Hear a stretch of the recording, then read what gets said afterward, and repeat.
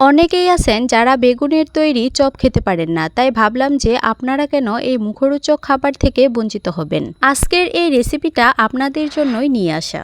আজকে আমি আপনাদের সাথে শেয়ার করব বেগুনের বিকল্প চাল কুমড়ার চপ। চপ তৈরি করার জন্য আমি প্রথমেই একটা চাল কুমড়োর অল্প কিছুটা অংশ এরকম লম্বা লম্বা স্লাইস করে কেটে নিয়েছি। আপনারা যে পরিমাণের তৈরি করবেন সে পরিমাণেই কেটে নেবেন। কেটে নিয়ে পরিষ্কার পানি দিয়ে আমি ধুয়ে নিলাম। এবারে অল্প পরিমাণে লবণ দিয়ে চাল কুমড়োগুলোকে খুব ভালোভাবে মাখিয়ে রেস্টে রাখবো। এতে করে কেটে রাখা স্লাইসগুলো খুব সুন্দরভাবে সফট হয়ে আসবে। চপ তৈরি করার জন্য এবারে আমি একটা লিকুইড ব্যাটার তৈরি করে নিব। নিয়ে নিলাম 2 চামচ পরিমাণ শুকনো চাউলের গুঁড়ো, সাথে অ্যাড করে দিলাম 1 চামচ পরিমাণ আটা, দিয়ে দিলাম স্বাদ মতো লবণ, সবশেষে অ্যাড করে দিলাম হাফ চামচ পরিমাণ কর্নফ্লাওয়ার। কর্নফ্লাওয়ারটা টোটালি অপশনাল, আপনারা চাইলে স্কিপ করতে পারেন।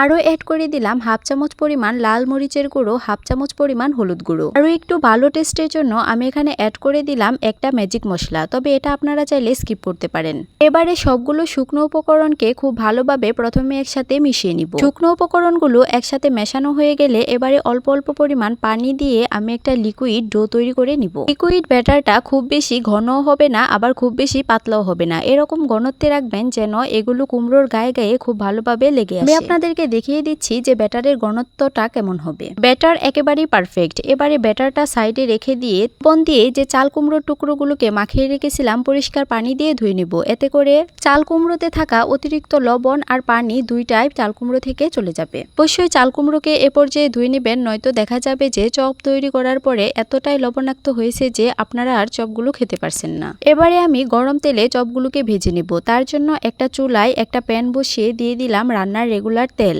চপগুলোকে অবশ্যই ডুবো তেলে ভেজে নিতে হবে। তেলটা যখন একটু গরম হয়ে এসেছে তখন আমি এখান থেকে একটা একটা করে চাল কুমড়োর পিস নিয়ে ব্যাটারে ডুবিয়ে তেলের মাঝে দিয়ে দিলাম। তেলে দেওয়ার আগে অবশ্যই লিকুইড ব্যাটারে চাল কুমড়োগুলোকে ডুবিয়ে নিতে হবে, আর অবশ্যই খেয়াল রাখতে হবে যেন ব্যাটারটা চাল কুমড়োর গায়ে গায়ে খুব ভালোভাবে লেগে যায়। এতে করে আপনার চপটা পারফেক্ট হবে। অল্প সময় বেজে নেওয়ার পর দেখবেন যে চপের একটা পাশ খুব সুন্দর কালার চলে এসেছে। তখন আমি একটা কাঁটা চামচের সাহায্যে চপগুলোকে উল্টিয়ে দিলাম। আর অবশ্যই হালকা আঁচে চপগুলোকে ভেজে নেবেন, নয়তো দেখবেন যে চপগুলোর উপর থেকে খুব সুন্দর কালার চলে এসেছে কিন্তু ভেতর থেকে কুমড়োটা সেদ্ধ হয়নি। তাই অবশ্যই একটু সময় নিয়ে ভেজে নেবেন, এতে করে ভিতর থেকে চাল কুমড়োটা খুব ভালোভাবে সেদ্ধ হয়ে যাবে আর চপটাও পারফেক্ট হবে।